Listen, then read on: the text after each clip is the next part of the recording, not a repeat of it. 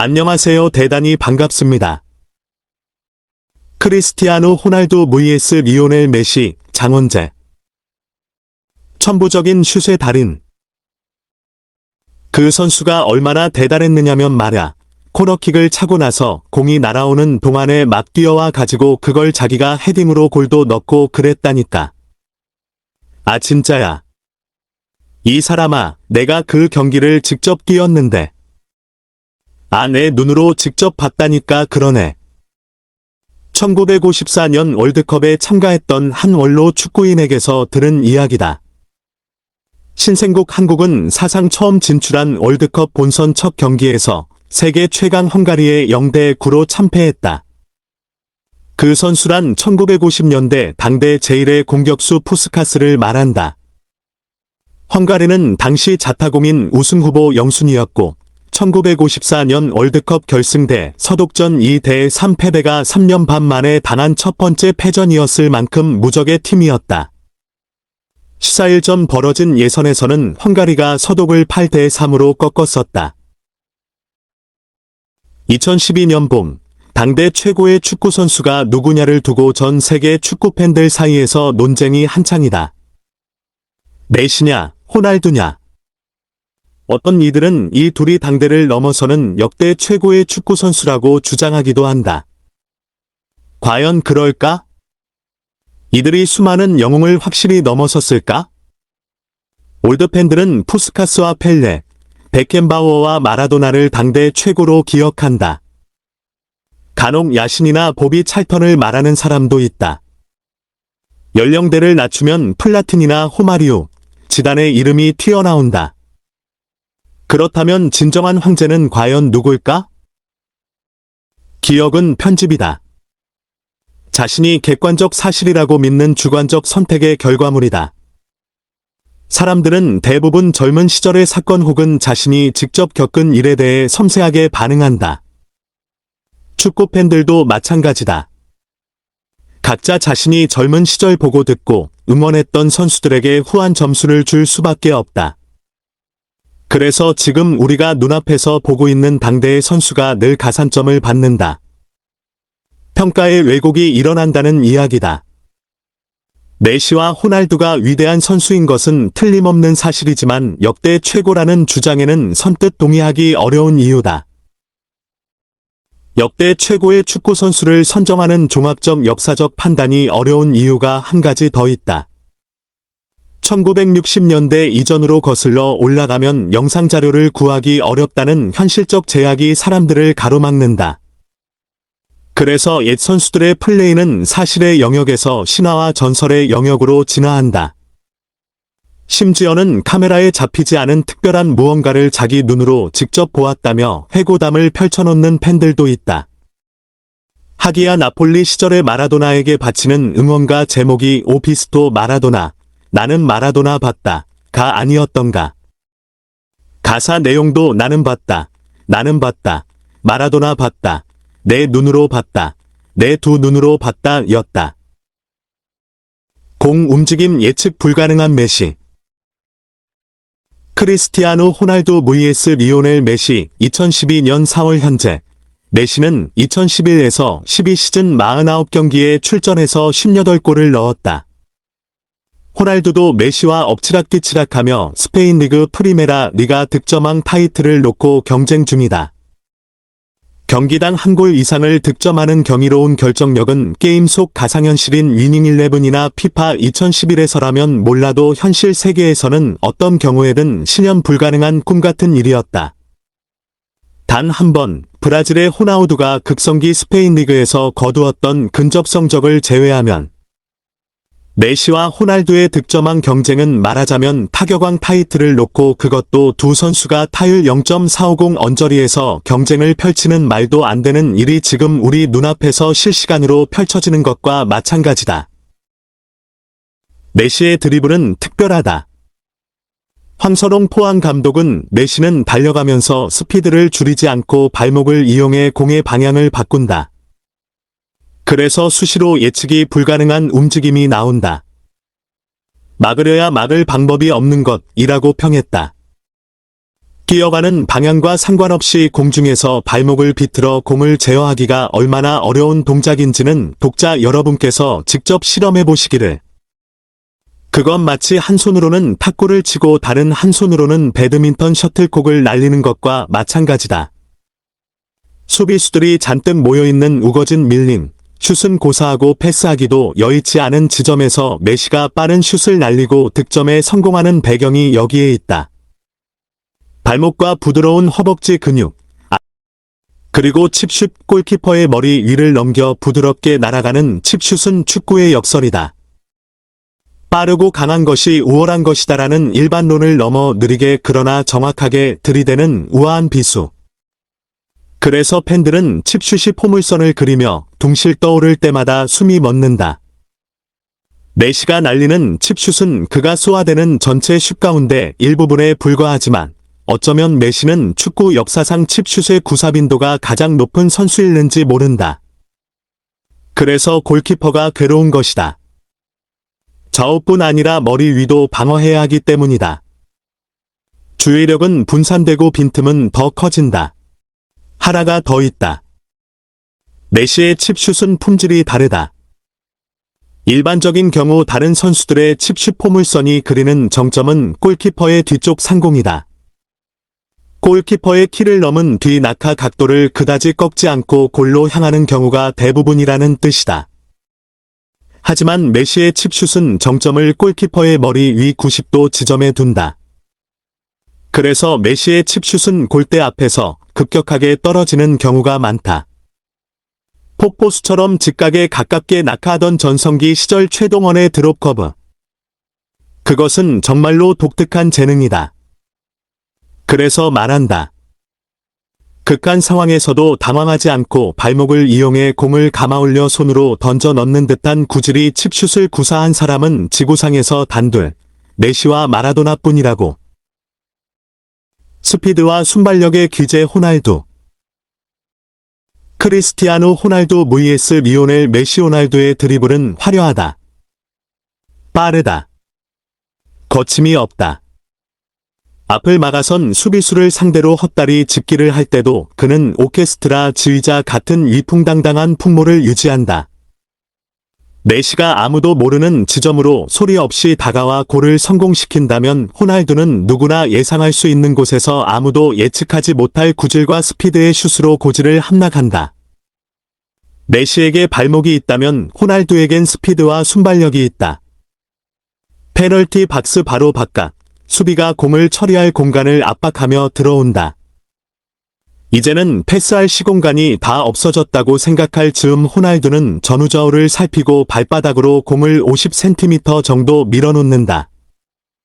그리고 그렇게 스스로 만든 공간을 활용해 슛을 날리거나 패스를 연결한다. 그 연결 동작은 정광석화처럼 빠르다. 깃털 옷을 입고 달리는 신선의 형상이 저러했을까. 그리고 그의 발명품 모회전 프리킥. 직선강타나 회전구 슛이 더 멀리, 더 빨리 나간다는 정설을 배반한 축구사의 작은 혁명. 1982년 오비베어스의 박철순이 이 땅에 처음 본격적으로 선을 보였던 모회전 너클볼의 원리가 축구로 건너간 동화 같은 얘기다. 빨랫줄처럼 날아가던 축구공이 골키퍼 앞에서 예측 불허 무정형의 움직임을 보이며 마구 흔들리는 불가사의한 경험. 바둑으로 보자면 호날두는 조은현, 메시는 이창호다. 권투로 치면 메시는 김태식이고 호날두는 박찬해다. 그러나 이 둘이 정말 역대 최고일는지는 한번 숨을 고르고 찬찬히 하나하나 살펴보아야 할 일이다. 이 둘은 프리메라 리가, 호날두의 경우는 EPL까지에서 이미 전설이 되었지만 유럽 선수권 대회나 월드컵에서 아직 우승컵을 들어 올리지 못했다. 또 다른 지적도 있다. 스페인 리그가 세계 최고 수준의 리그 가운데 하나라는 사실에는 의심의 여지가 없다. 하지만 전문가들이 이구동성으로 꼽는 구조적 취약점이 있다. 잉글랜드나 이탈리아에 비해 상위 팀들과 하위 팀들 간의 실력 차가 상대적으로 크다는 지적이 그것이다. 세대 간 논쟁이 붙으면 올드팬들은 펠레와 마라도나의 심기를 극찰하면서 거기에 비하면 메시와 호날두는 평범함을 좀 멀리 벗어난 수준이지 시대를 뛰어넘는 천재는 아니다. 라고 이야기한다.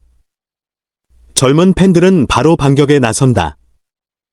펠레와 마라도나 시대는 공격수와 수비수들이 자신의 영역을 지키며 플레이하던 목가주의 시대이며 그만큼 선수들 간의 거리가 떨어져 있었다. 따라서 묘기에 가까운 플레이가 요즘보다 더 자주 나올 수 있었던 것이다. 현대 축구는 콤팩트 축구이며 예전에 비해 더 빠르고 격렬하고 몸싸움이 심하다고 역공한다. 경기 스타일상 현대 축구가 공격수에게 더 불리한 상황인 것은 맞다. 하지만 현대의 축구 선수들은 보다 나은 의료진과 장비의 도움을 받는다. 30대 중반을 넘어서도 선수 생활을 계속할 수 있다는 건 30년 전만 해도 상상하기 어려운 일이었다. 혼자서 10명 목 해낸 마라도나. 미세한 신체 기능 저하에도 즉각적으로 반응하며 가장 효율적인 방식으로 운동 능력을 유지하도록 도와주는 의료기술의 발전은 축구에서 정신력의 비중을 줄이고 과학의 중요성을 증대시켰다. 1950년대는 펠레는 1958년 스웨덴 월드컵 우승 멤버다. 축구화 무게가 거의 1kg에 육박하던 시절이다. 지금 기준으로는 양발에 족쇄를 달고 뛰는 것이나 마찬가지다. 경기복이나 정강이 보호대까지를 포함하면 장비가 선수들에게 가하는 물리적 제약은 지금 선수들이 상상하는 것 그 이상이었을 터이다. 그래서 말한다. 목가적 스타일의 축구는 콤팩트 축구를 구사할 능력이 떨어졌기에 출현했던 축구가 아니다. 여건과 상황에 맞춰 진화하고 성장했던 당대 최신의 스타일이었던 것이다. 심판도 그렇다. 1966년 월드컵까지는 선수교체 제도가 없었다. 다리가 부러지든 코뼈가 주저앉든 경기장 밖으로 실려 나가거나 끝까지 뛰거나 이 둘 말고는 선택의 여지가 없었다. 당대의 관념을 기준으로 하면 축구 선수들은 전장에 나간 병사와 같았기에 어떻게든 자신의 임무를 완수하는 것이 미덕이라고 관중도 선수 자신도 굳게 믿던 시대다. 앞서 말한 1954년 결승전, 푸스카스는 발목과 종아리 부상이 심각한 상태였다. 그의 기용을 두고 헝가리 감독은 당일 아침까지 마음을 정하지 못했다. 교체 선수 제도가 있어 푸스카스를 벤치에서 쉬게 하고 마지막 15분에 투입하는 작전을 짰더라면 그날의 승부는 달라졌을 것이다. 1966년 월드컵에서 북한이 이탈리아를 1대0으로 물리친 신화도 마찬가지다. 전반 34분 백태클을 시도하던 이탈리아 수비수 불가렐리가 무릎 골절로 실려나가 상당 시간을 11명 대 10명으로 경기한 것이 북한 승리의 원동력이다. 물론 이 상황은 백태클을 시도한 불가렐리의 파울이다. 상대방의 무릎 위로 넘어진 북한 선수에게는 고의성이 없었다. 그리고 모든 것을 떠나 당시 북한은 세계 정상급의 경기력을 보유하고 있었다. 심판들도 어지간한 파울에는 휘슬을 불지 않았다. 지금이야 웬만한 경기에 수십 대의 카메라가 따라붙고 심판들이 미처 잡아내지 못한 파울도 사후에 발각돼 징계 위에 회부되는 시대지만 과거의 선수들은 제도로부터도 심판으로부터도 충분한 보호를 받지 못했다. 선수보호라는 관념이 그만큼 희박했다. 사람들은 흔히 디에고 마라도나와 리오넬 메시를 비교한다. 둘 다 단신이며 아르헨티나 사람이고 바르셀로나 선수로 활약한 적이 있으며 2010년 월드컵에서 감독과 선수로 한 팀을 이뤘으니까. 하지만 메시는 단언컨대 아직은 마라도나의 업적을 넘어서지 못했다. 메시는 늘 지구방위대 바르셀로나의 뛰어난 동료들로부터 도움을 받는다. 마라도나는 약간의 과장을 보태서 말하자면 축구는 11명이 하는 운동이지만 때로는 혼자서 모든 것을 다 할 수도 있다는 것을 보여준 아직까지는 유일한 축구 선수다. 마라도나는 20대 초반 보카 주니어스에서 바르셀로나로 이적했다.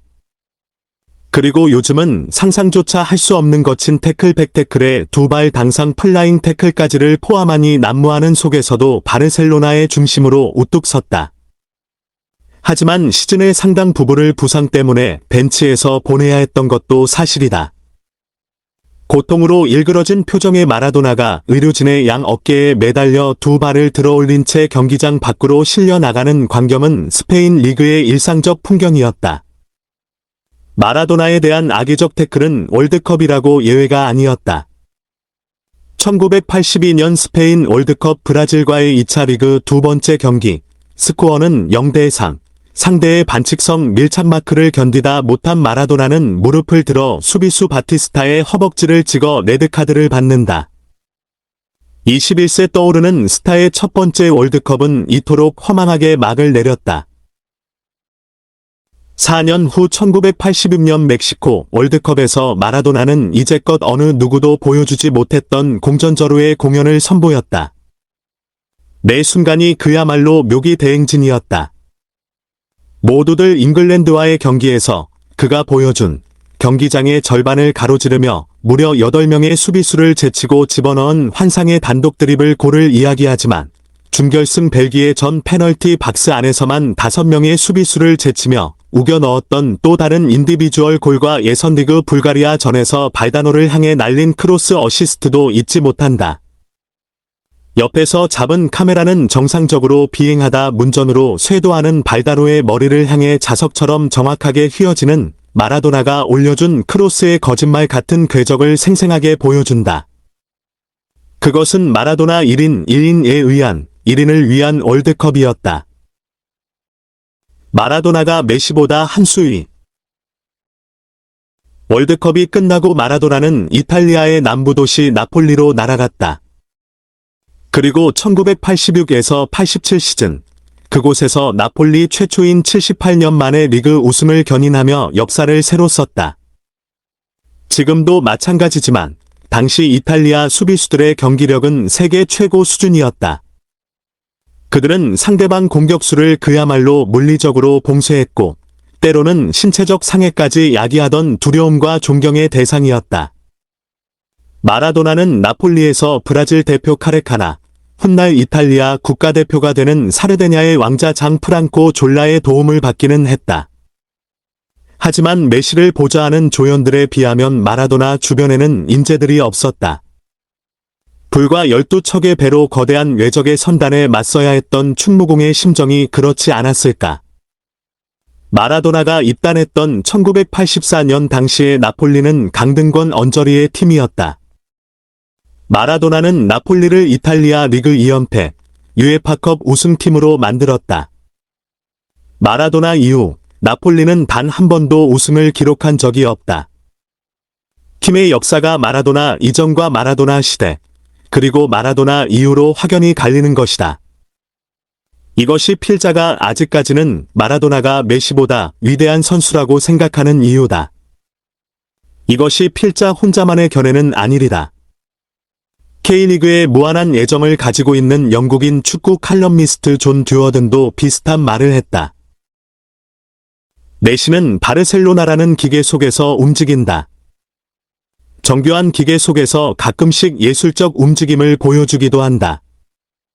하지만 마라도나는 오합지졸 속에서도 환상적인 축구를 했다. 만약 메시가 더 약한 팀으로 가서 소속팀을 국내외 대회에서 정상으로 이끌 수 있다면 그는 위대한 선수의 반열에 오를 수 있을 것이다. 위대한 팀으로 가서 계속 성공을 거둘 수 있도록 돕는 건 아무나 할 수 있는 일이지만, 물론 그것도 아무나 할 수 있는 건 아니지만 소속팀을 한 단계 위로 올려놓는 건 완전히 다른 문제다.